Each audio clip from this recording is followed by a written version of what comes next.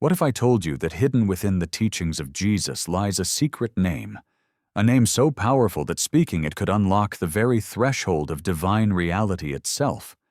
A name that was never meant to be written in any Bible, never preached from any pulpit, and never whispered in any church?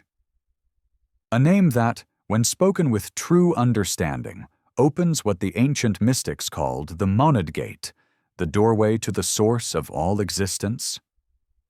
Right now, type in the comments, "I am ready to know the name."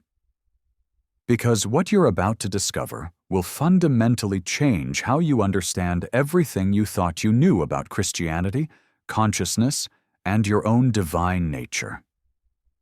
And if this resonates with you, if you feel that electric curiosity surging through your awareness right now, show me by hitting that like button. Because this knowledge has been suppressed for nearly 2,000 years, and the algorithm needs to know that truth seekers like you are ready to receive it. For centuries, the institutional church has given you fragments, symbols, and substitutes.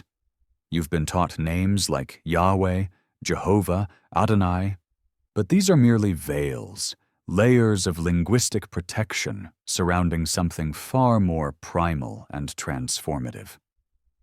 The Gnostic Christians, those early mystics who walked closest to the original teachings, knew this secret. They encoded it in texts that were buried in the desert, hidden in caves, and nearly erased from history. They called it the ineffable name, but it was never meant to remain ineffable forever. In this video, we're going to journey beyond the boundaries of conventional Christianity into the hidden dimensions of Gnostic wisdom.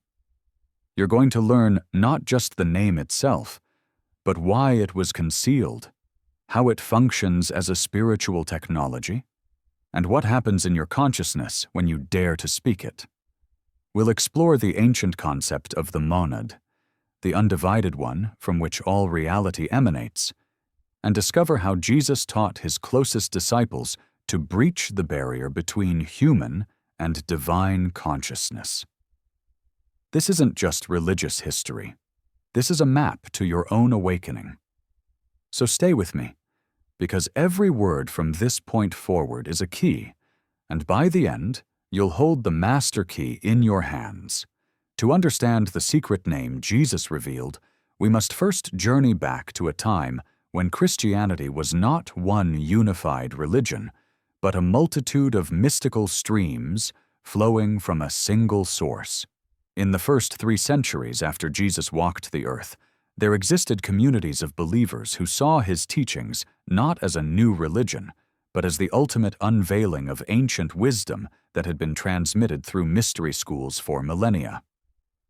These were the Gnostics, the knowers, and they possessed texts that mainstream Christianity would later condemn and attempt to destroy. In 1945, in the Egyptian desert near the town of Nag Hammadi, a clay jar was discovered containing 52 sacred texts that had been buried for over 1,600 years. Among these treasures were Gospels that never made it into your Bible.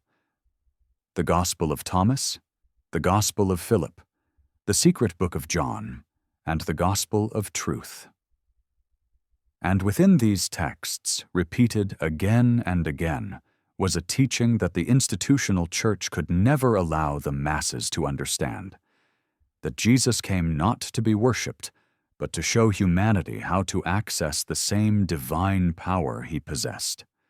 The Gnostics understood something profound about names and language. In Hebrew, mysticism, which deeply influenced early Christianity, names were not mere labels. They were vibrational keys, sonic codes that could unlock different dimensions of reality. The Jewish tradition held the Tetragrammaton, the 4-letter name of God, YHWH, as so sacred that it could only be pronounced once a year by the high priest in the Holy of Holies. But even this, the Gnostics knew, was a substitute, a placeholder for something more fundamental. In the Gnostic cosmology, everything that exists emerges from the monad, the absolute, undifferentiated unity that exists before and beyond all creation. The monad is neither male nor female, neither being nor non-being. It is the eternal silence from which the word emerges. From this monad, through a process the Gnostics called emanation, flows forth the pleroma, the fullness of divine attributes and consciousness. And here's where it becomes crucial. Humanity, in its essence, is not separate from this divine source. We are fragments of the monad itself, temporarily experiencing separation so that the one can know itself through infinite perspectives. Jesus, in the Gnostic understanding, was an aeon, a divine emanation who descended into material reality, carrying the knowledge of how to reverse the descent, how to return to the source. And the key to this return? A name. Not a name in the ordinary sense, but a sound pattern, a vibrational formula that would realign human consciousness with its divine origin. The secret book of John describes how Jesus appeared to John after the crucifixion and revealed the true nature of reality. In this text, Jesus speaks of the thrice-powered name and explains that knowing this name grants authority over the archons, the forces that keep humanity trapped in ignorance and material identification.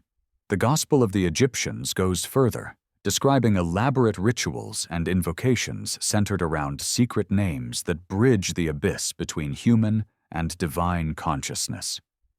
But why was this kept secret? The Gnostic teachers understood that power without wisdom is dangerous.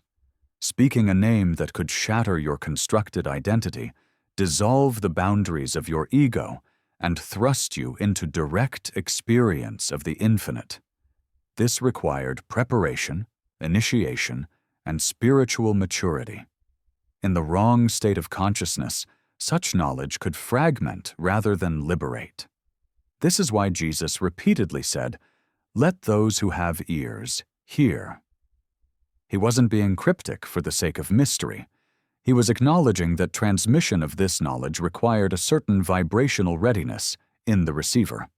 By the 4th century, when Christianity became the official religion of the Roman Empire under Constantine, these mystical streams had to be suppressed. The Council of Nicaea in 325 CE and subsequent councils standardized doctrine, declared certain texts heretical, and created an institutional hierarchy that placed priests as intermediaries between humans and God. The direct path, the path of gnosis, of knowing through experience rather than through belief, became dangerous to the power structure. And so the secret name, along with the practices that gave it power, was buried, forgotten, erased from official memory. Until now. So what is this secret name that Jesus revealed, and how does it function as a key to the monad gate? To answer this, we must first understand that we're not talking about a name in the conventional sense, not a label you'd find in a phone book or written on a birth certificate. We're speaking of something the ancients called a logos, a primordial sound pattern that exists at the intersection of language, consciousness, and reality itself. In the Gnostic texts, particularly in the writings preserved in the Bruce Codex and the Askew Codex, Jesus reveals a name that appears in various forms, sometimes as Abraxas, sometimes as Barbelo, but most significantly as a series of vowel sounds arranged in a specific pattern. The initiated understood that these weren't arbitrary syllables. They were sonic architectures designed to resonate with specific frequencies of consciousness. Think of it this way. Your entire reality is constructed through frequency. Modern physics tells us that what appears solid is actually vibrating energy. Ancient mystics knew this thousands of years ago. They understood that sound, particularly the human voice, could be calibrated to match the fundamental frequencies of creation itself. When you speak certain sound patterns with intention and awareness, You're not just making noise, you're performing an act of reality engineering, tuning your consciousness to frequencies that normally operate beyond human perception. The name Jesus revealed operates on multiple octaves simultaneously. On the surface level, it has a phonetic structure, actual sounds you pronounce with your mouth. But beneath this, it carries a mathematical precision, a geometric pattern that mirrors the structure of the pleroma itself. The Gnostics were obsessed with sacred geometry, understanding that patterns like the flower of life, the Fibonacci sequence, and the golden ratio weren't just interesting mathematical curiosities. They were the blueprint of consciousness itself. When we examine the secret name more closely, we find it's constructed from 7 primary vowels: A, E, I, O, U, and 2 sounds that don't have direct English equivalents, but approximate to E and U. 7 vowels, corresponding to 7 primary chakras, 7 classical planets, 7 levels of consciousness, 7 heavens in the mystical cosmology. This isn't coincidence, it's design. The name is a ladder, and each sound is a rung that elevates your awareness through successive dimensions of being. But here's where it becomes even more fascinating. The name contains within it a paradox that is essential to its function. It simultaneously affirms being and negates it. It says, "I am," and "I am not" in the same breath. This paradoxical nature is crucial because the monad itself exists beyond the duality of existence and non-existence. To access the monad, your consciousness must be able to hold contradictions without collapsing into one pole or the other. The name trains your awareness to do exactly this. In the Gospel of Philip, there's a cryptic passage that says, "Truth did not come into the world naked, but it came in types and images. The world will not receive truth in any other way." The secret name is one of these types and images, a symbolic form that carries truth in a way that the unprepared mind can approach gradually. It's like a hologram. Even a small fragment contains the whole, but you need the right angle of light to see it. The text known as the Books of Jeux, attributed to teachings Jesus gave after his resurrection, provides detailed instructions on how the name should be spoken. It describes specific body positions, breathing patterns, and visualizations that must accompany the vocalization. This reveals something critical. The name doesn't work through belief or faith in the conventional sense.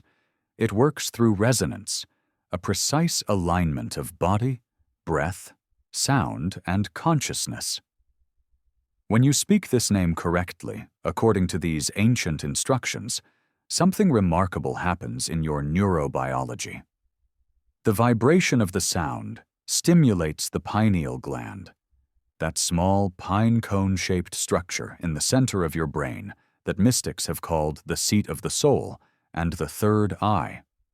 Modern research has discovered that the pineal gland contains crystalline structures that respond to electromagnetic frequencies.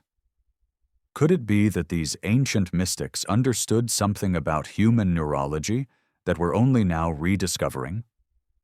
The monad gate, in this context, isn't a physical location or even a metaphorical doorway in space. It's a threshold of consciousness, the point at which individual awareness recognizes itself as universal awareness. It's the moment when the wave realizes it's the ocean. The name serves as a focusing mechanism, a way of concentrating your attention so precisely on the nature of awareness itself that the illusion of separation spontaneously collapses. Jesus taught that the kingdom of heaven is within you, not as a future destination, but as a present reality obscured by layers of conditioning, identification, and forgetting. The secret name is a tool for stripping away these layers, not gradually through years of practice, but instantaneously through a quantum shift in perception, Now we must venture deeper into the mechanism of how this name actually opens the monad gate, because understanding the mechanics transforms this from mystical poetry into practical spiritual technology. The Gnostic texts speak of something they call the veil of forgetfulness, a dimensional barrier that causes consciousness, as it descends into material form, to forget its divine origin. This veil isn't a punishment or a cosmic accident.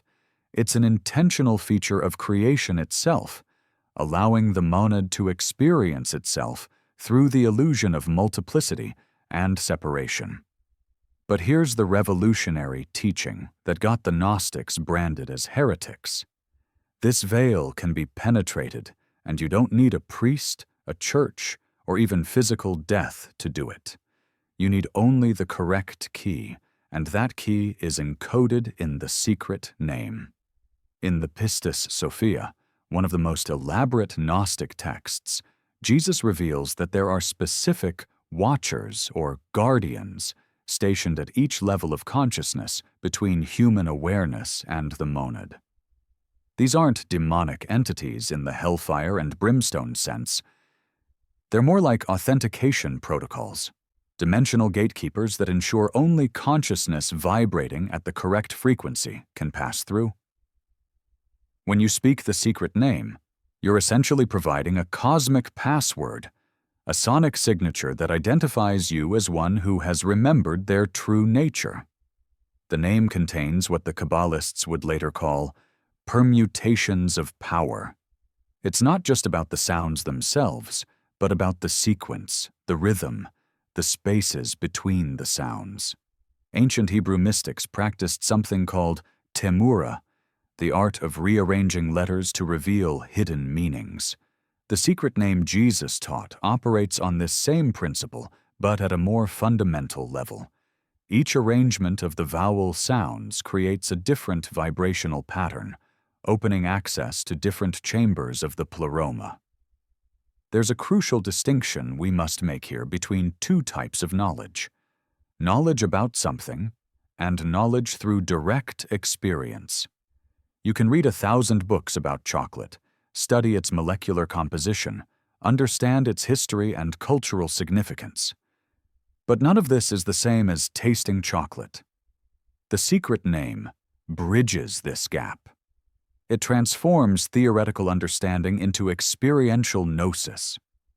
When spoken with full presence and intention, it doesn't give you information about the divine, it gives you direct experience of it. The Gospel of Truth describes this process with a beautiful metaphor. When the Word came into the midst, the one existing in the heart of those who pronounced it, it was not merely a sound, but it had assumed a body. This points to something extraordinary.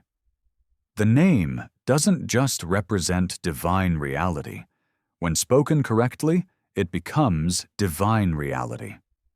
It's what mystics call a performative utterance, a statement that creates what it describes in the very act of speaking it. But there's a paradox embedded here that we cannot ignore, and it's this paradox that protects the teaching from being misused. The name only works when the speaker has transcended the ego's need for power, control, or spiritual attainment. As long as there's a you trying to open the monad gate, the gate remains closed.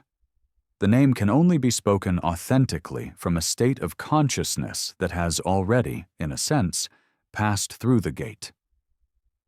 It's not a tool for the ego to use, it's a tool for the ego to dissolve by. This is why Jesus taught in parables and riddles. He was creating a maze that only the sincere could navigate. Those approaching the teaching with spiritual greed, wanting powers, wanting to be special, wanting to bypass the hard work of self-transformation, would find themselves endlessly circling the same territory. But those who approached with genuine humility and readiness would find that the teaching revealed itself naturally, organically, when the student was prepared. The ancient texts speak of 3 levels of initiation into the mystery of the name. The first level is intellectual understanding, learning the sounds, the theory, the cosmology. This is where most seekers remain, collecting knowledge like treasures, but never transmuting it into wisdom. The second level is practice, actually speaking the name, doing the exercises, engaging in the techniques. This is where transformation begins, but it's still effortful, still something you are doing. The third level is realization, the spontaneous recognition that you've never been separate from the monad, that the gate was never actually closed, that the name has been speaking itself through you since before time began. There's another dimension to this teaching that the texts hint at, but rarely state explicitly. The secret name is actually your own true name, the vibrational signature of your eternal self. Every human being has a personal name in the pleroma, not the name your parents gave you, but the sound pattern that defines your unique expression of the divine. Jesus taught that discovering the secret name ultimately means discovering your own name, recognizing that in the deepest sense, there is only one name, one consciousness, expressing itself through infinite variations. The monad gate, then, is not something you pass through to get somewhere else. It's the recognition that you've never been anywhere but home. The gate is the threshold between forgetting and remembering, between the dream of separation and the reality of unity. And the secret name? It's the alarm clock, the gentle but insistent sound that wakes you from the dream. Now comes the moment where ancient wisdom transforms into living practice. Because knowledge without application remains sterile theory, and the Gnostic masters understood that these teachings were never meant to be merely believed. They were meant to be embodied, experienced, lived. So how do you actually work with this secret name? How do you prepare your consciousness to speak it with power and authenticity? The first step is purification, but not in the moralistic sense that traditional religion often emphasizes. We're talking about clearing the static from your instrument. Your body, breath, and mind must become a resonant chamber for the sacred sound. Begin with 7 days of intentional preparation. Each morning, upon waking, sit in silence for at least 20 minutes. Don't try to meditate in the conventional sense. Simply observe the quality of your own awareness. Notice how consciousness feels when it's not grasping after anything, not running from anything. This is your baseline, your home frequency. During these 7 days, practice conscious breathing with a specific pattern the Gnostics called the breath of the aeons. Inhale slowly for a count of 4, hold for 7, exhale for 8. This isn't arbitrary. These numbers correspond to sacred proportions that appear throughout creation. 4 represents the material world, 7 the spiritual dimensions, 8 the octave of completion. As you breathe this pattern, visualize your breath as golden light entering through the crown of your head and descending through your spine, then releasing through your heart center as you exhale. On the 8th day, you're ready to begin working with the vowel sounds themselves. Start with the simplest practice. Each morning, find a private space where you won't be disturbed. Stand with your feet shoulder-width apart, knees slightly bent, spine straight, but not rigid. Place one hand on your heart and one on your lower belly. Begin to tone the 7 primary vowels, one at a time, sustaining each for as long as your breath allows. Start with ah and feel this sound vibrating in your root, your foundation. Then move to feeling it rise to your sacral center. Continue with E at the solar plexus, O at the heart, Oo at the throat, and the 2 additional sounds at the 3rd eye and crown. Don't rush this. Each vowel should be savored, experienced fully. You're not just making sounds, you're tuning the instrument of your consciousness to receive the full transmission. As you practice this over days and weeks, something remarkable will begin to happen. You'll notice that the sounds start to arrange themselves spontaneously into patterns. Your intuition will guide you to combine them in specific sequences. This is not random. This is your own consciousness, remembering the formula that's specifically calibrated to your unique vibrational signature. The universal name adapts itself to each individual seeker, which is why the Gnostic texts preserve multiple variations of the secret name rather than a single rigid formula. Now, here's an advanced practice that the texts only hint at, but which becomes clear through direct experimentation.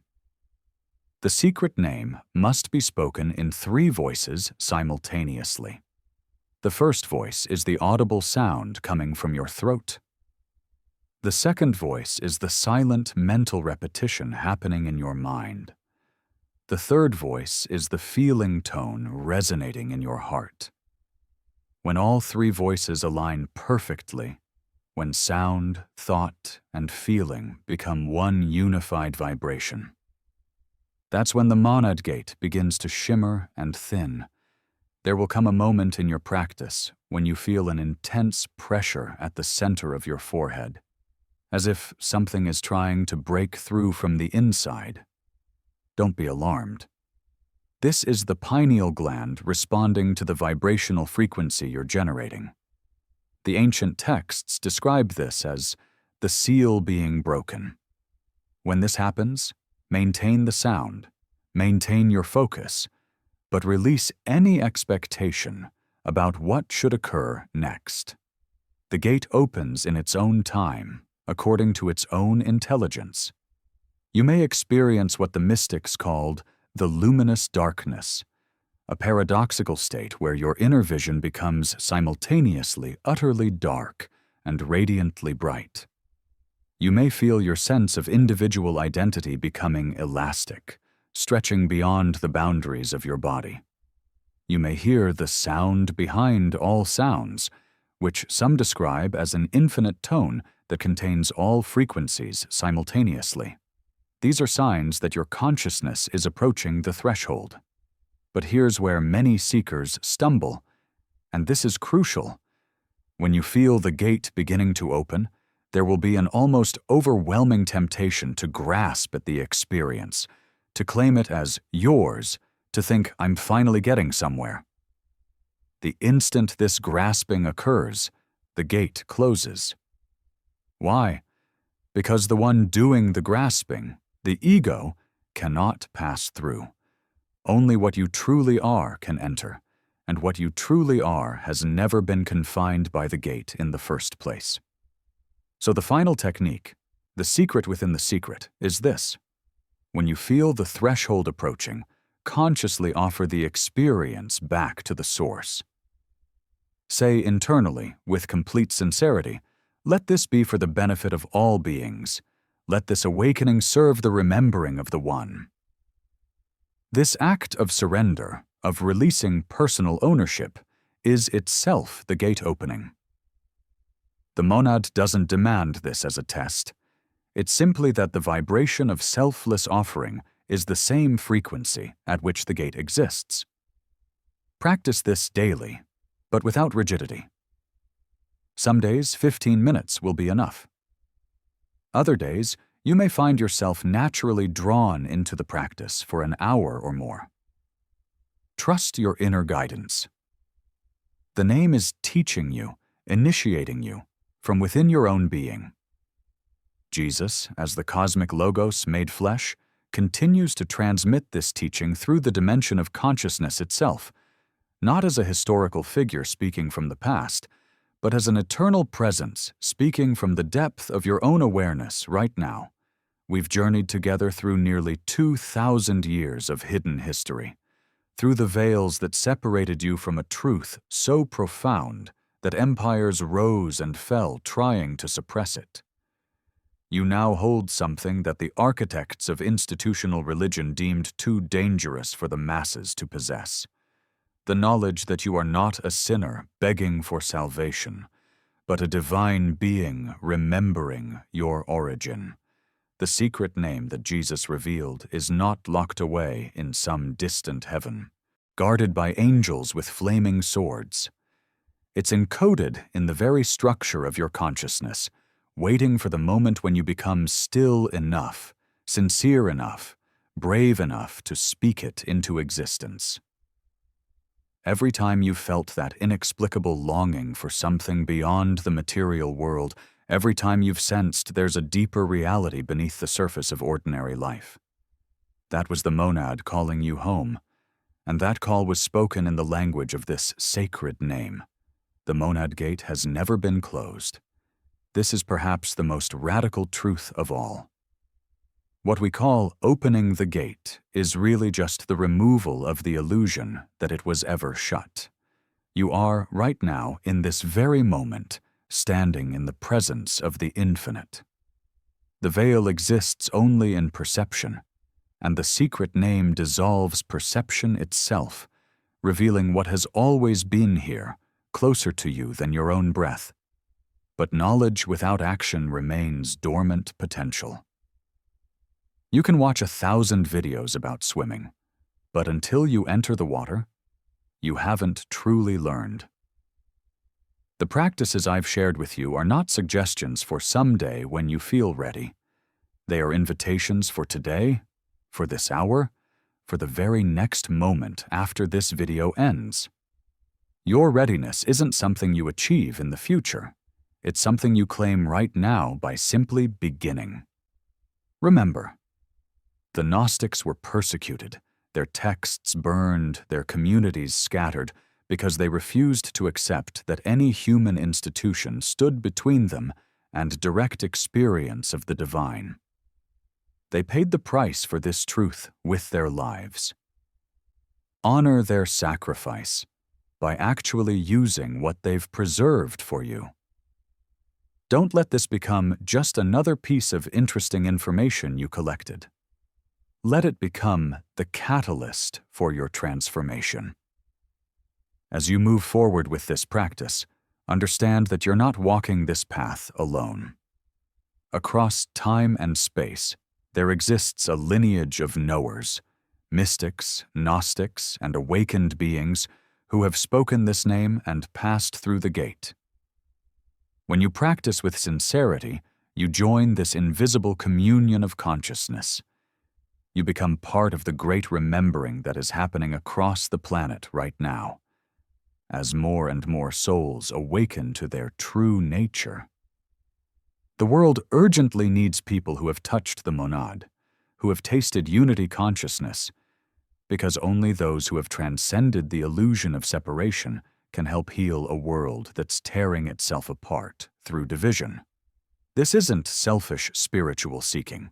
It's the most profound act of service you can offer. When you remember who you are, you create a resonance field that makes it easier for others to remember who they are. So go now and practice.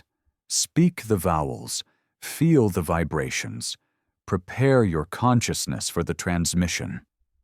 And when the moment comes, and it will come, when you feel reality itself becoming transparent, when the boundaries between self and cosmos begin to dissolve, when you hear the name speaking itself through you with a power that could never belong to the small self, surrender completely. Let yourself be spoken by the Logos. Let yourself become the gate, the name, and the one who speaks it.